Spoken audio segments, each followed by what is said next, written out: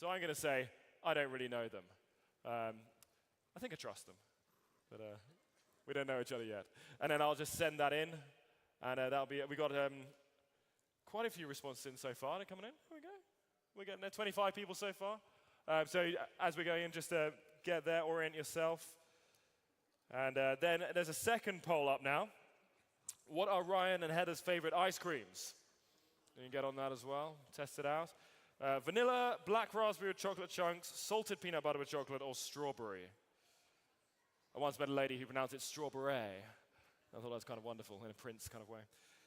I'm going to go with, salted peanut butter. See how that goes? If you're struggling with this, just raise a hand or tap someone near you, and I'm sure they'll be able to help you. If it's something that's not going to work for you, also you can write down a question, just bring it to me. I'll put it in Slido for you.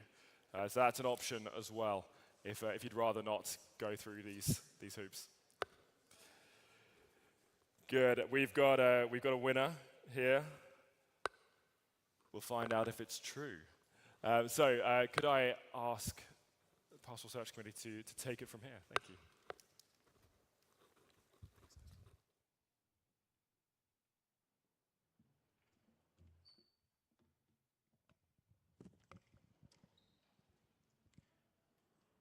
Thank you all for being here to the special informational or informal congregation town hall that we're going to have today. So thrilled that you can get to know our senior candidate for senior pastor, Ryan Laughlin, and his wife, Heather, today. So thanks for joining us. My name is Mark Whittle. I'm a deacon here at the church, and I'm also one of the 13 Pastoral Search Committee members. And it's certainly my pleasure to be here with you today on behalf of the committee to let you get to know Ryan and Heather in the way that we have over the last few months. Just to let you know, the answer to the question up at the poll is, and I found this out today, but Ryan's favorite flavor is strawberry. And Heather's is actually it's gone. It's the black raspberry with chocolate chunks. Okay, so just to let you know, in case you were worried about what the answer was, that's the answer. Most of you have had a chance to listen to Ryan. Hopefully many of you listened to him either this morning or in the 5:15 service. Some of you have had a chance to read the email. We sent out an email this last week with his bio and his resume, a little bit about their story. There was also a brochure out there that you saw. And some of you have been able to meet with Ryan and with Heather over this past weekend. They've dedicated a long weekend to us here today. So today we are just going to have 60 minutes maximum. And the reason I say 60 minutes is because we do have some childcare downstairs. And if we don't end on time, I think the child caregivers are going to join the Great Resignation, and then your little sinners will be running around unsupervised. So we're going to end in 60 minutes. So let's definitely do that.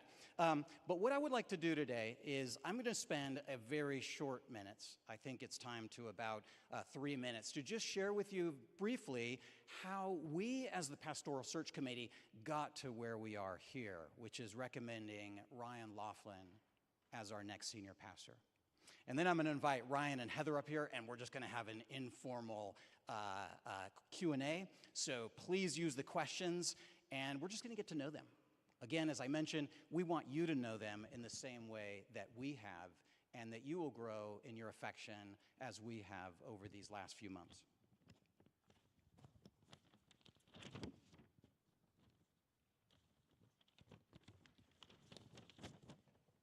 So where did we start?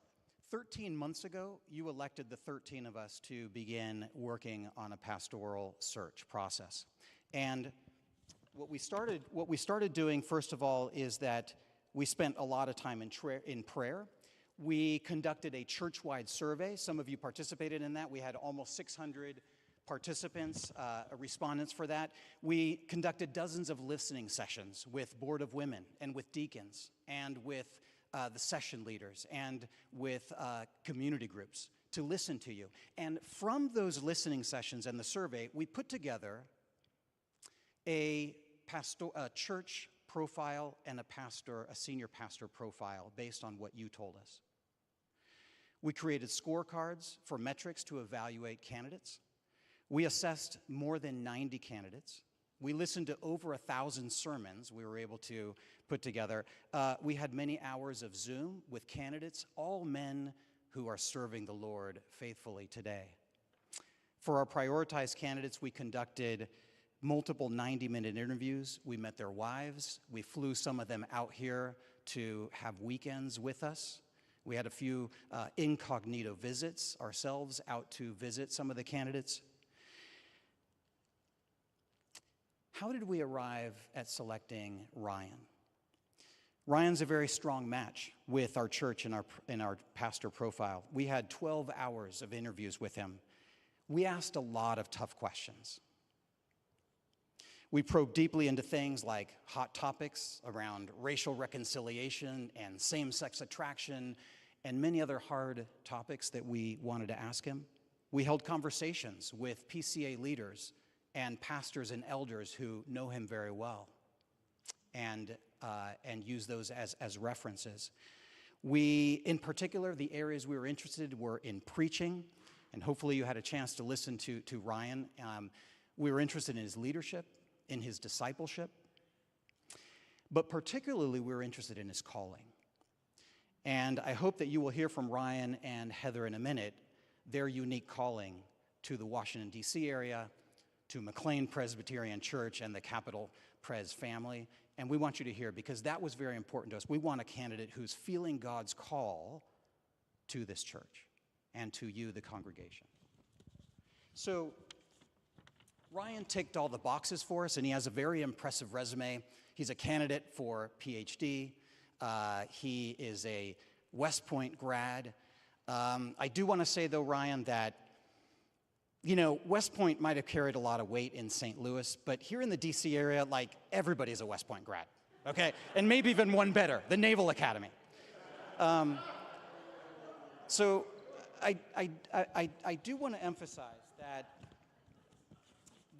that for us, the impressive credentials are not why we have Ryan here.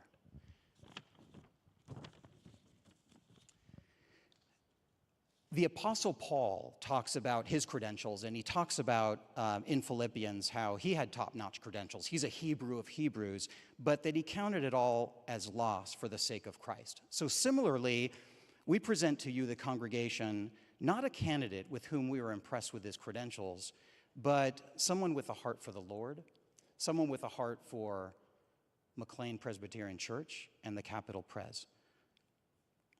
Again, as we mentioned, we're going to have a vote next week right here at 12:30 p.m., and you will have the opportunity to cast your vote for Ryan Laughlin as our new senior pastor. So that's it. I would like to now invite Ryan and Heather up here so we can use the rest of our time to chat with them and get to know them. So please get your Slido out. I think Austin already ably informed you how to do that. It should be on there. And let's start answering some questions.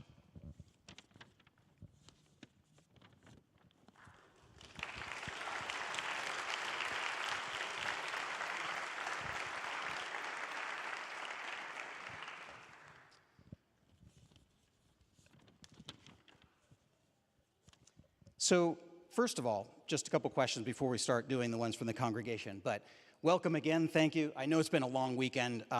You can't imagine how many hours that they've been in meetings. And so, as I mentioned today, we're going to end on time because they're tired too, but they're excited to be here. But so this is not your first time in Washington and not the first time at MPC. So Ryan, can you briefly tell us about your connection to this area at MPC, and where have you been spending your wilderness years?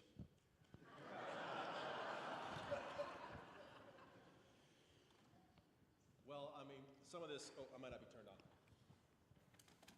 Now I'm turned on. Well, I grew up in Bethesda, Maryland, which isn't too far from here. And then Bethesda and Potomac were my junior high and high school years. I went to high school here and then off to West Point, which you mentioned. Thanks for mentioning that. And then years later, Heather and I were both here. Heather's from Columbus, Ohio, and she was at a school called Malone College in Canton, Ohio. And we were at a leadership conference here in DC in 1994 in the fall.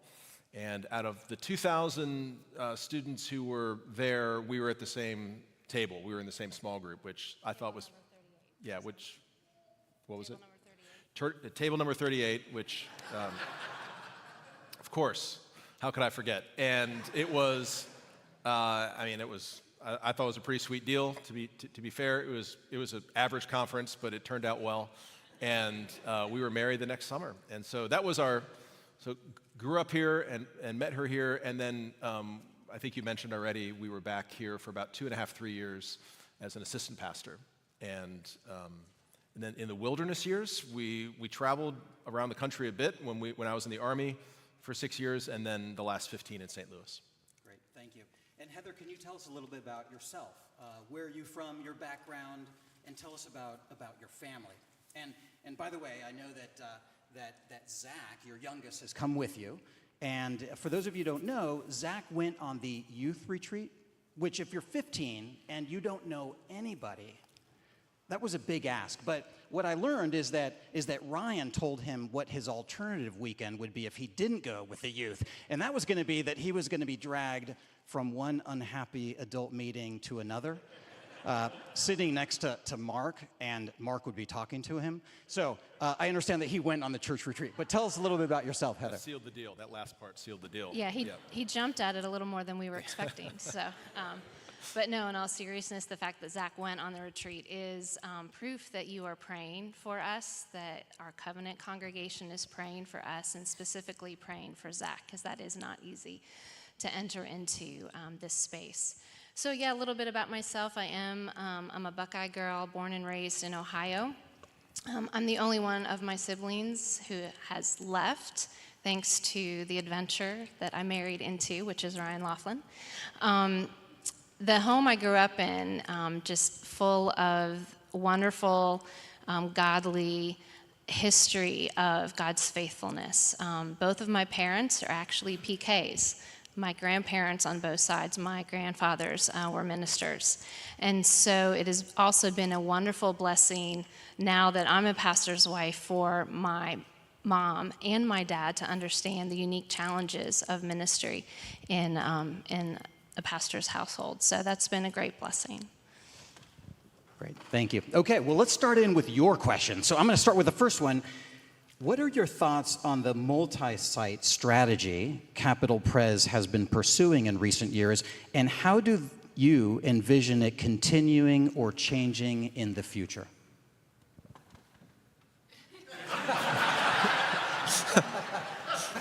This was for you. Oh, was Ryan. it for me? Yes, it was. Clarify that. Well, I'm probably going to sound like a broken record by the end of the night, but as I've been talking to the committee about things like this, strategic decisions before the church, I think first and foremost, I need to come and learn and listen.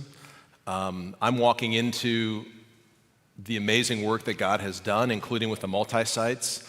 I've been able to spend some time with JT and with Rob a little bit this weekend, and just hearing from you and hearing from the search committee, the folks who are at Fairfax. How many folks are at Fairfax, by the way? Okay. Love it and love Rob and just love that ministry there. So I think that's first and foremost. I think it's important that I enter into as a learner and listen to how the Lord brought you here. At the same time, I think it's an important discussion for the session to have just in terms of long-term strategy. I love the idea, just as I've talked to the staff about those multi-sites moving toward a church plant. I think there's a lot of advantages to that. But again, I think that's something I'm going to have to learn more about and talk to the session about and have a better understanding of how it fits into the larger vision. Great. Thanks, Ryan. Another question for you, Ryan.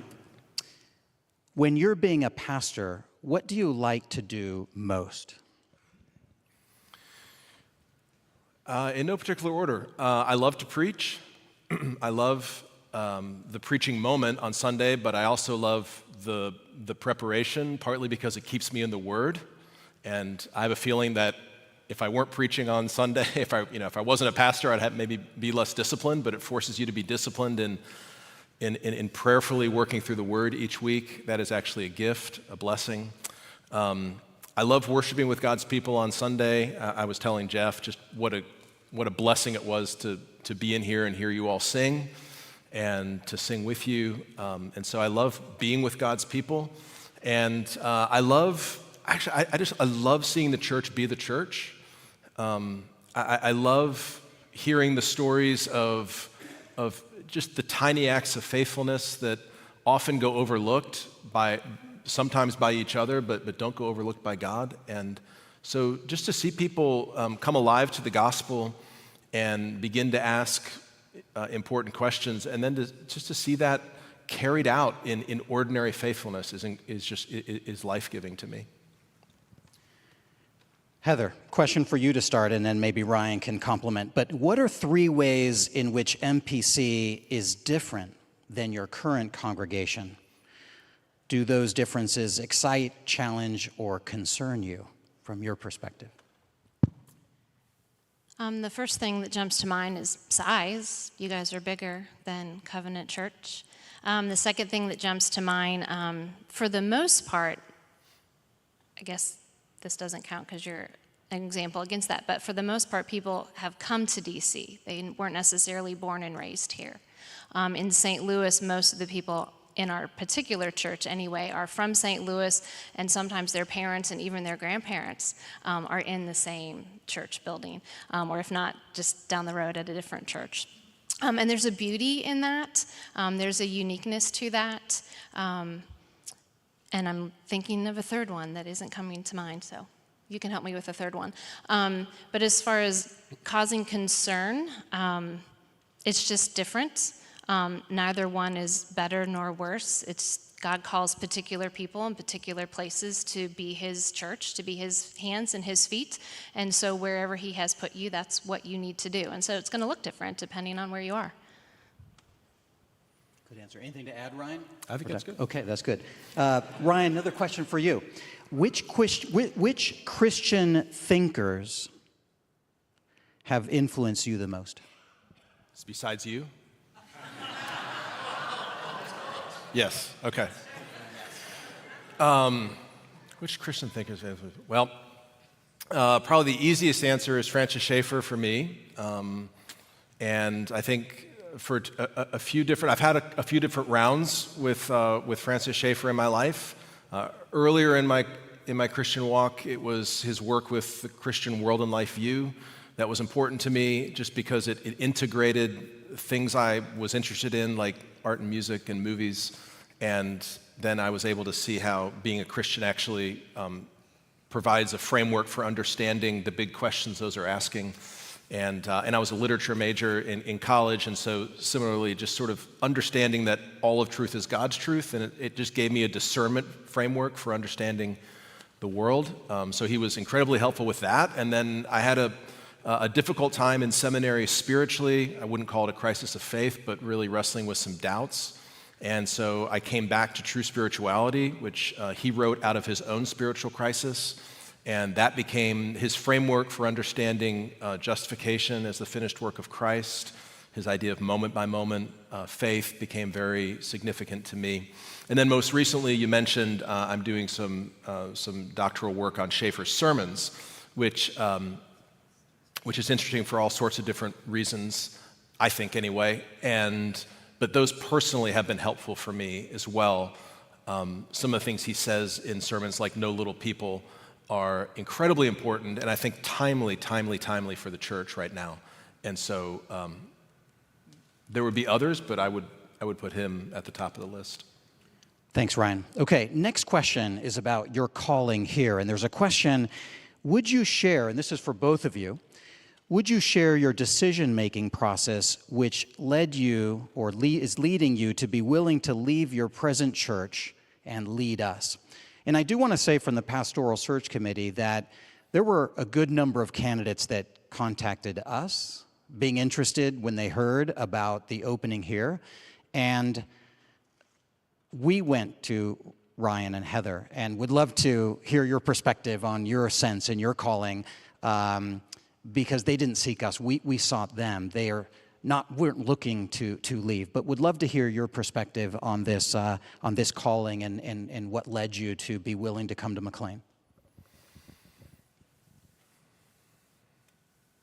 Well, you mentioned part of it. I think it was important to us as much as possible that we not mistake affection for this congregation and a natural draw to this part of the world for a calling, because that doesn't constitute a calling. That may just be nostalgia. And so we try to be very intentional along the way. One of the things you just mentioned was part of that we just decided early on we weren't going to apply, that if the Lord wanted us to come, that he would make a way the whole way.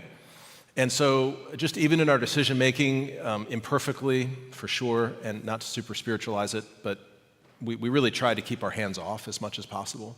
And what that meant was whenever we took different steps throughout the last whatever, months, year, whatever it's been, we would just say, we're going to pray about that, we're going to talk about it and pray about it and get back to you, which was an important pattern for us as a check on our own hearts.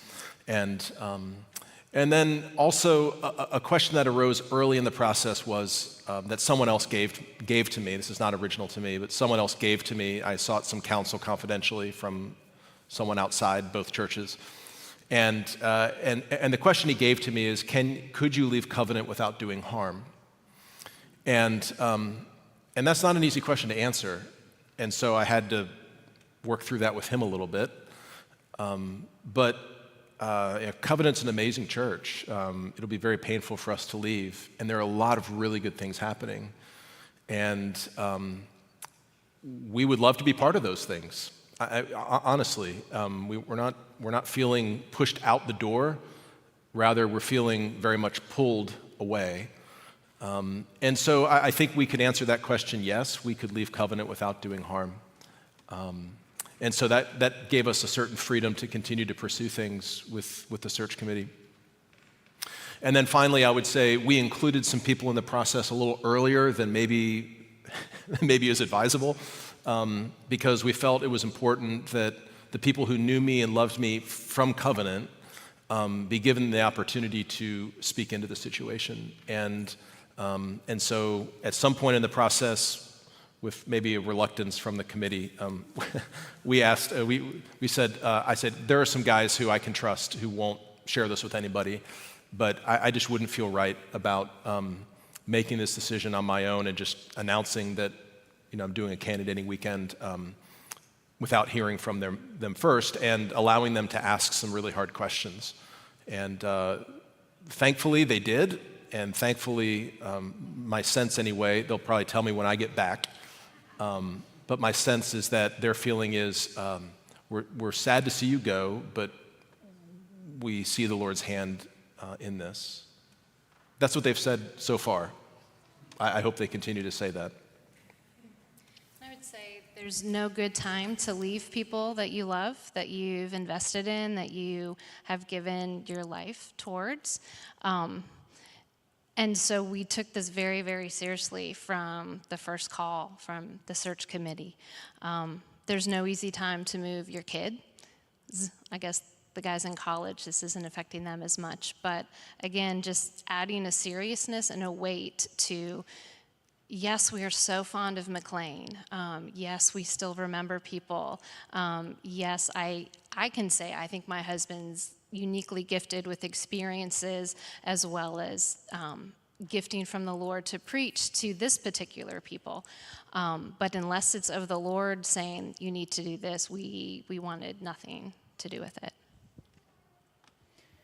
Another question, and there's been multiple questions about this, but what is your vision, Ryan, for the existing team of pastors at McLean and Fairfax? They're tremendously gifted as Christ-centered biblical pastors and teachers. Are you excited to join this team and work collaboratively with them toward a common vision? What is your approach? If I can maybe add to that, not just the pastoral team, but the whole team. I mentioned to a few guys before the service, Heather and I have been struck by how how wonderful the entire ministry team is here, and just even this weekend, noticing the attention to detail. I felt like I was walking into every room I walked into. There was this bountiful feast that someone had prepared, and it was done with care, and it said that you're welcome here. And of course, the staff's been incredibly welcoming to us. So I would extend it to just the whole team and say that yeah, I am excited to work alongside the folks that the Lord has here. And I also want to say, and you're not asking this, but it's an excuse to say, that the last year and a half have been really hard for any church staff, anywhere. And I can, if you want to talk about why, we could talk about why, but COVID alone and everything that's gone along with that has been incredibly difficult. But then to be in the midst of a transition as well has meant that this staff has just sort of carried a weight. And so it's just a huge gift to, if I'm the next senior pastor, just a huge gift to me for them to advance the cause to where it is right now. So I come in with a heart of gratitude for just the way they've stepped up in this time. Wonderful, thank you. Well, before asking the next question, which we'll get into some additional ones here, and the next one's going to be around revoice, okay, and same-sex attraction we'll talk about. But before we do that, just a couple rapid poll, fun type of things. Heather, what's your favorite drink? Coffee. Ryan? Same. Whoa, okay. Yeah. When are you most productive, Heather? So if you had to choose a 2-hour time frame where they said, this is where you need to really focus and do your best work, what 2 hours of the 24 hours would you choose? After my second cup of coffee. Any time after that? Any time? Same for you? Yeah, I mean, I probably, 7:30 to 11:30 in the morning. I said 2 hours. Remember, he's not a finance major. He's also not a math major. But Yeah. 2 hours. Yeah. Okay. It feels like 2 hours. It's so productive. Favorite food, Heather? Or ethnic food? You can't see Lebanese from Taverna because you said that the other day. Well, I can say hummus then. Okay, hummus. Ryan? Sorry, what's the question? Is it my favorite ethnic food or my favorite food? Which subject were you worst in school? That's the question for you. Is that? Yeah, that's a question. What was the question? Now I'm really confused. Which What was subject? your best subject in school? My best subject was English, and my worst was chemistry. Heather? My best was English and my worst was chemistry. Okay. Heather, what is Ryan's biggest pet peeve? When I finish his sentences. Yes. And Ryan, does Heather have any pet peeves that we're going to talk about? No, none. Okay. Good answer. Good answer. Best movie you've seen recently? Oh man. Peanut Butter Falcon was a great movie. It's a sweet movie. You agree with that? I do. I concur. Okay. All right. Are we ready for revoice?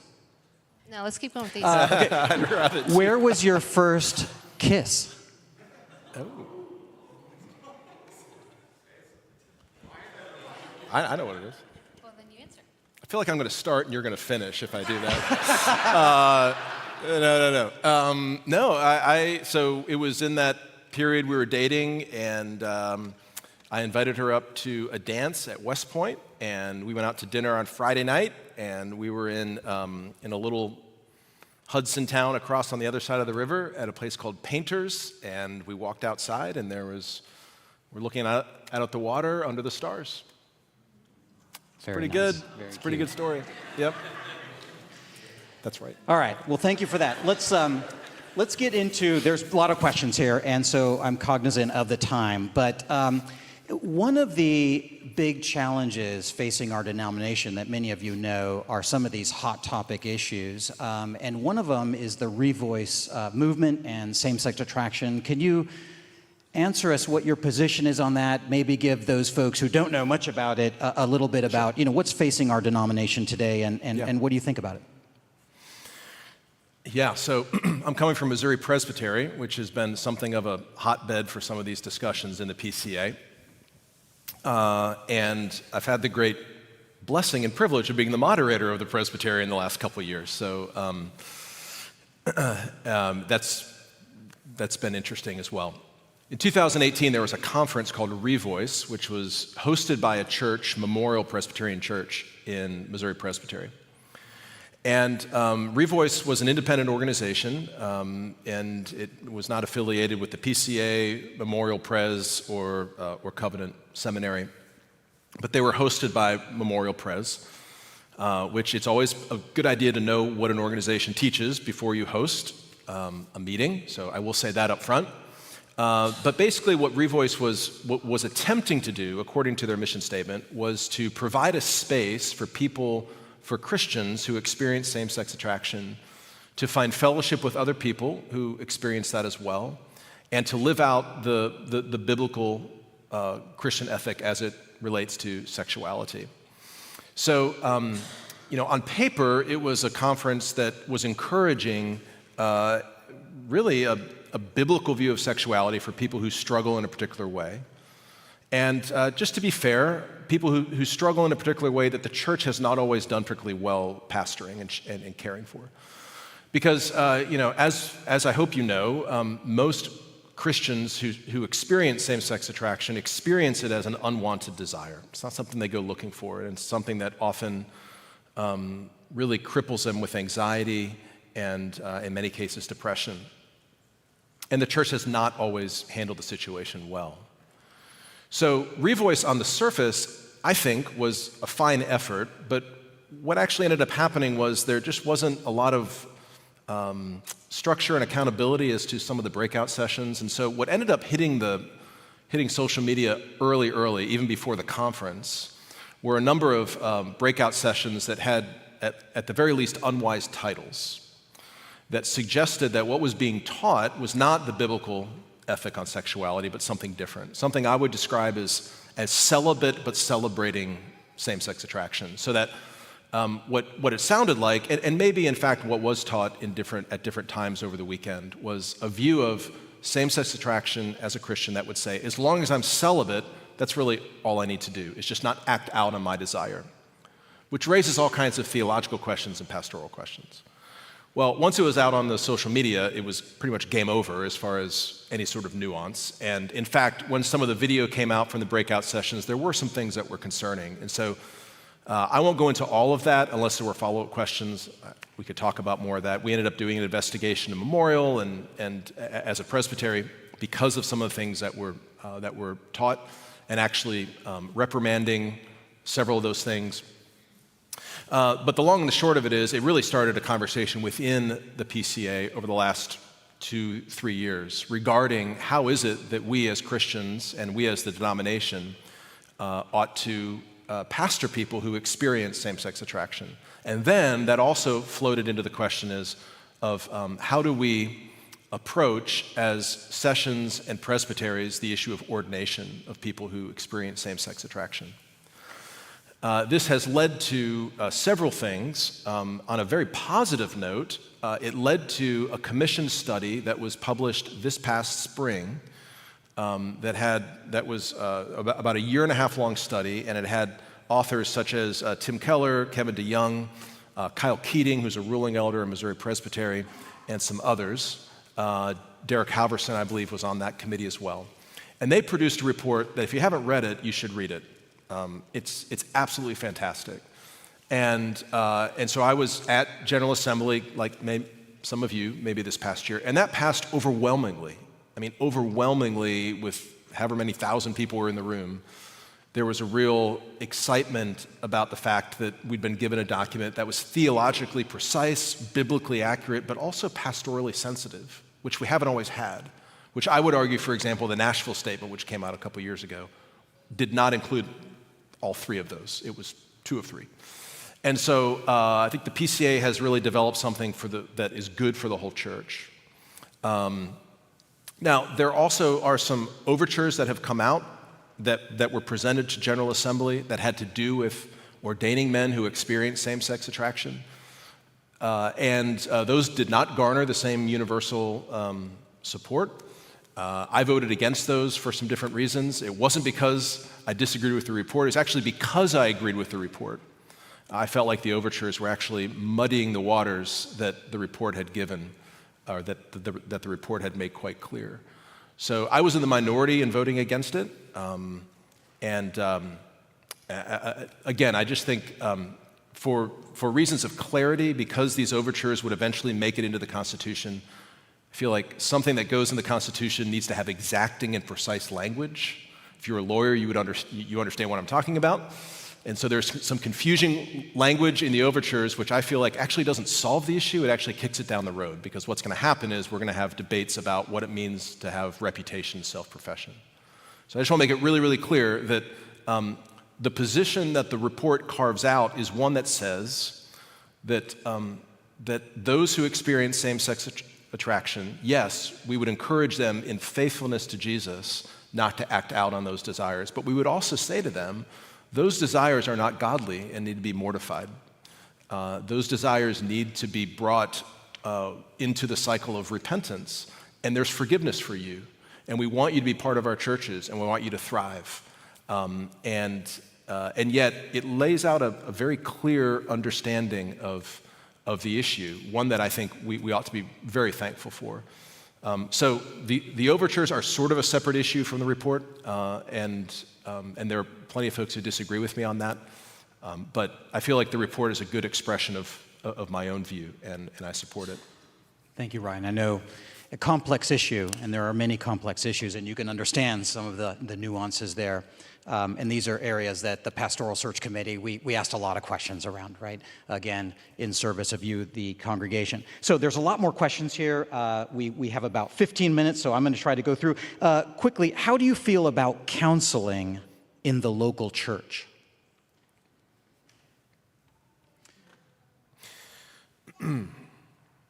Well, I feel like counseling is simply part of pastoral ministry. I think pastoral ministry would be incomplete without some level of counseling. At the same time, I think I'm delighted that we have experts who are more trained than I am for specific issues. And so, while I think as much as possible the local church, both in terms of one another ministry and lay ministry, but also in terms of pastoral ministry, ought to have an aspect of counseling, I also think there are times when I'm more than happy to refer to a gifted Christian counselor who can provide more expertise than I can. I want to talk, there's a few questions here about racial reconciliation, but given that you're in St. Louis, how did the Michael Brown murder, how did that affect your church and its community in St. Louis? And how did you approach pastoring the church and witnessing to the community during that difficult time? Yeah, Michael Brown and then Ferguson as well. Yeah, I mean, sort of everything that came out of that.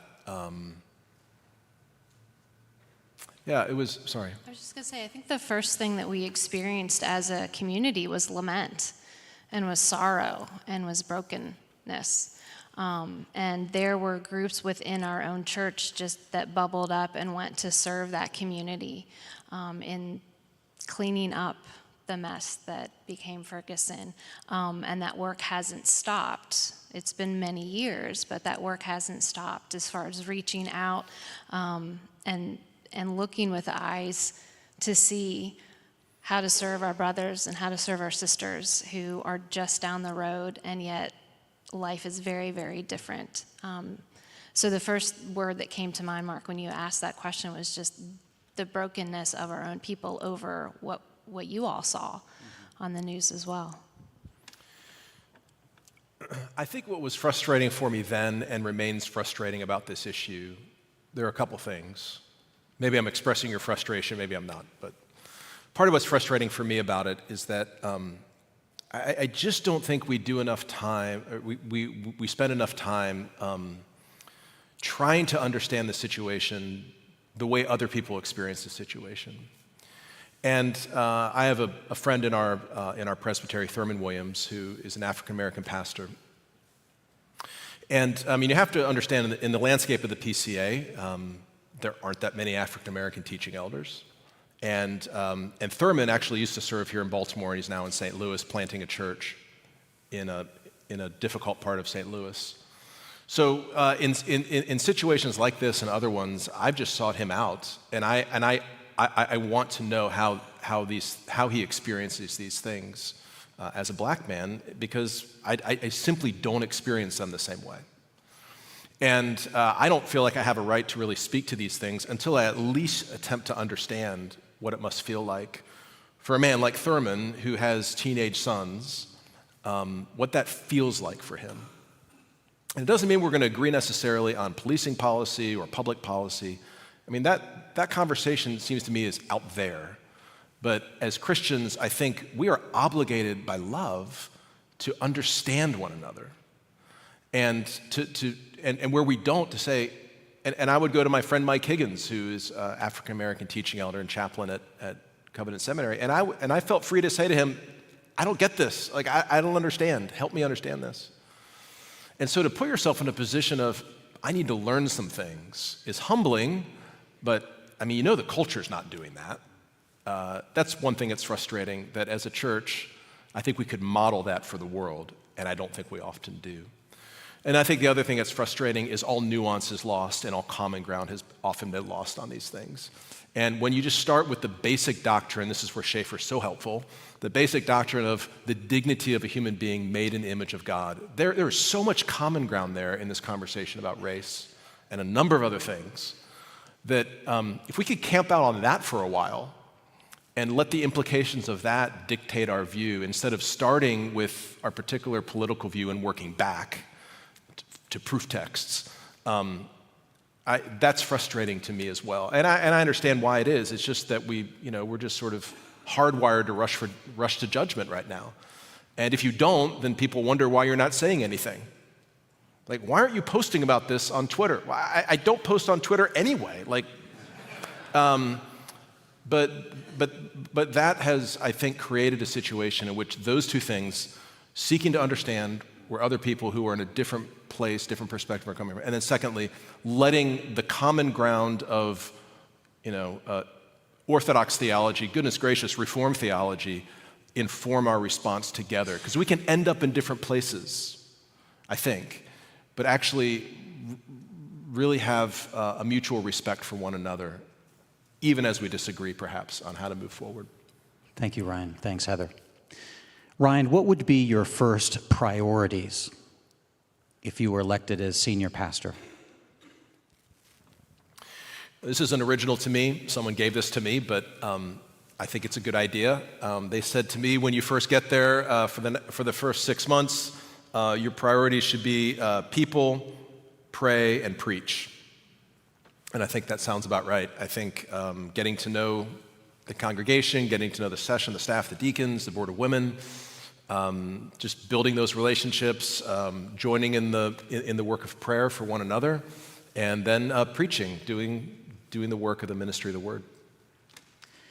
Over the last several years, we've been hearing about the 3 big rocks for our church, including making disciples, growing in breadth, and growing in depth.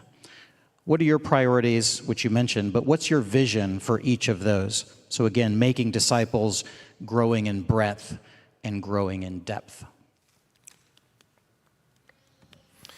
Well, this is where the broken record comes in a little bit. I think before I would sort of declare what the vision is, I need to better understand what those are and how those have been, even in the last couple of years, been advanced.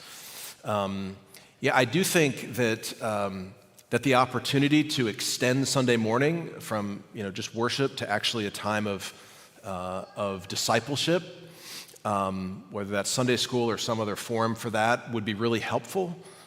I think people are increasingly busy, and so sometimes it's hard to ask them to give up a weeknight for a community group, and so to give an option of, would you stay an extra hour on a Sunday, if we ever had the space, would be would I think be helpful in terms of, I'm not sure which one that is, but that's probably making disciples. So I think that's something that should be considered. I think the vision of this place being a place where people gather together on Sunday and then scatter out as disciples to make a difference in the world is beautiful, and I think is exactly where my own heart is.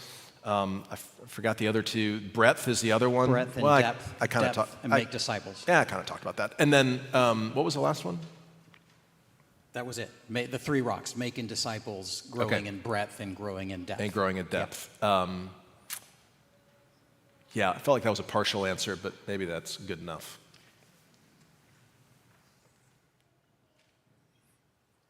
What do you feel our church needs, and what qualities do you bring to our congregation to best guide us? So if you, knowing what you know so far of MPC and the Capital Pres family, but what do you think might be some of the needs, and how might you address?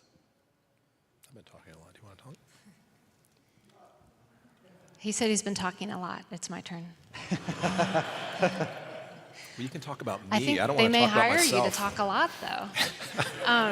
And I Or guess maybe Heather, you can tell us a little bit about what is your role at Covenant Presbyterian Church. How do you approach, and if you were to come here, what would you envision doing here at McLean? I'll answer the first one and then I'll tag myself in. I think with the first, just looking at the pastor profile that the search committee sent us, after reading that, he's not going to say it, but I will. It's him. As far as preaching, as far as leading, as far as being able to build consensus and cast vision and to seek what is the Lord's next step is kind of exciting to envision. At Covenant Church, I'm a normal member. I have served depending what stage of life I'm in. So when my kids were itty bitties and they were needing the nursery, I served in the nursery. When they were in Sunday school, I was a Sunday school teacher, and et cetera, et cetera. Vacation Bible School, love it.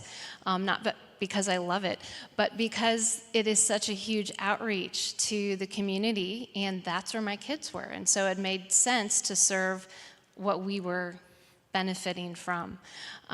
My passion is also, alongside other women, just opening up the Word and being fed and leading Bible studies, writing Bible studies, just getting the meat of Scripture into me, and then sharing and learning from my other sisters of who is this great God and why does He love us the way He does is just really humbling. Yeah, I would just say too, I mean, amen to everything Heather just said. She's not going to brag on herself either, but I think I've told this story enough this weekend. I'll just tell it one more time, that when I first started talking to the committee, they said, Ryan, a lot of people here remember you fondly. Well, thank you very much, but Heather's really the rock star. And I said, I know. Okay, you're talking to the right person. But I would say too, I mean, this is kind of in conjunction with the last question that I'm not sure I answered, but and maybe this as well, that as I've talked to the staff even this week, I've been reminded that that just the opportunity this church has to to impact this city, and through this city the world, and I don't think McLean's ever lost that, and it doesn't. Hopefully it doesn't come at the expense of everything else. But I think a community of vibrant worship and gospel-filled discipleship actually leads naturally to a life that seeks the glory of God and the good of neighbor. And so just to continue that work and even to see it extend into the next decades is really life-giving to me and exciting to me. And I know it's where your hearts are. And so to figure that out together is exciting. Just a couple other questions. What do you think are the biggest challenges facing our denomination, the PCA, and would you be doing anything to address those? Well, we've already talked about two big ones. the last couple of years have been very divisive in the PCA, and I can understand why. There's a lot of fear among people, and just it's generally, I think, the fear that many of us are feeling just with the culture, where the culture is right now. It just kind of has bled into our denomination. So those two, the issue of same-sex attraction and how do we have a response to that's full of grace and truth, big question. Racial reconciliation, again, an area that the PCA is not historically like knocked out of the park exactly. And so how do we actually begin to do that well? And again, I think have an incredible opportunity to model to the world what this looks like, because we have all the resources in the gospel to do it. But there's still a lot of work to do there. And then I think I would, welcome your thoughts at some point on this, but I think there's been a real, it feels to me like there's more distrust in the system now than there's been in a long time. And I don't know how to get that back. I hope that over time we can get some of that back, but it just, it's been a discouraging couple years for the PCA, and yet, it's a mess, but it's the best mess around, as someone likes to say. There's a last question here, which is, how can we pray for you over these next days and week, especially few weeks? Like you've all experienced, we're going back tomorrow to a church that's hurting with the news that they got a couple minutes before you got. So pray for them, pray for Covenant Church, pray for us to be present and sit with them. Pray for the right school for Zach, if this is where the Lord is sending us. You can pray for a house. That we would be faithful to what God calls us to.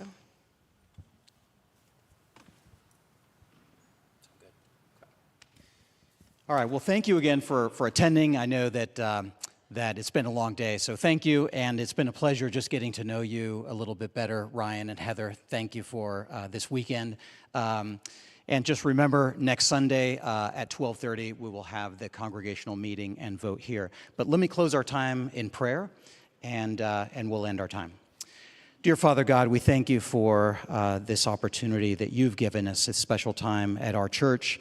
Lord, we're reminded of Proverbs 19:21, which many are the plans in a person's heart, but it is the Lord's purpose that prevails. Lead our congregation, Lord. Lead the Laughlins, Lord. May your purpose prevail. In Jesus' name, amen. Hey, Mark, before we close, I really do think we ought to touch on that last question. We talked about the same-sex attraction, we talked about racial reconciliation, but it'd be good for folks to hear from Ryan in terms of sort of the role of women in the church. So maybe you can Okay, speak to that. yep. Thanks, Eddie. Yes, so. Is that what she was going to say back there, too? Was that what you were going to say back there, too? Yeah. All right. Eddie, you speak for many people. Yeah. And you just got major brownie points with your wife, just so you know. That's what I heard. Yes, mostly with Debbie. Yeah, actually the first meeting we had, and by far the most challenging meeting we had, was with the Board of Women. That was Thursday night. And I said, if we can pass the Board of Women inspection, we're going to be fine. But yeah, I told them actually, I wasn't just flattering them, but I was saying to them, this as in having a community of women who are recognized for their gifts by the church and released to exercise those gifts. It's actually a rare treasure. I don't know many churches that do it or do it well. And again, I feel like that structure is in place for a good reason, because it's not just men who are gifted for ministry. Women are gifted for ministry as well. I mean, we heard from Wilma today, and that was evident that she's gifted in all kinds of different ways. So I would say that I'm quoting a little bit from the PCA's report a couple years ago. The language they used was a gracious and robust complementarianism. And that is to say that the church ought to recognize gifts in women, understanding that there are different roles within the church, different offices in the church, and the word tells us that the office of elder and deacon, I believe both elder and deacon, are reserved for men. But that often leads to a conversation, like the next thing we often say then is, here are all the things then that women can't do, as opposed to saying, here are all the things that women can do and we need them to do. That women in the church can do anything that an unordained man can do, just by way of permission. So that has all kinds of implications we could talk more about, but I will tell you that there are women in my church who have, I think I came into Covenant 15 years ago with basically the same theological grid that I've just described to you. And yet there have been women in my church who have permission to call me out on whether I'm actually living that out. And so when there are times when they feel like, well, you say that, but then you're not treating us, the same way you're treating other people, whether it's on staff or inclusion in the session meetings and that sort of thing. I've been chastised appropriately, such that I hope that I have, certainly not perfect, but more wisdom and actually clearer vision as to what it looks like to celebrate the women in our church and to see that their gifts are unleashed for the better of the church. And it seems to me anyway that that's happening here, and the Board of Women is an example of that. There may be room to grow, I don't know, but that's something else that I would want to see happen and have to pay attention to.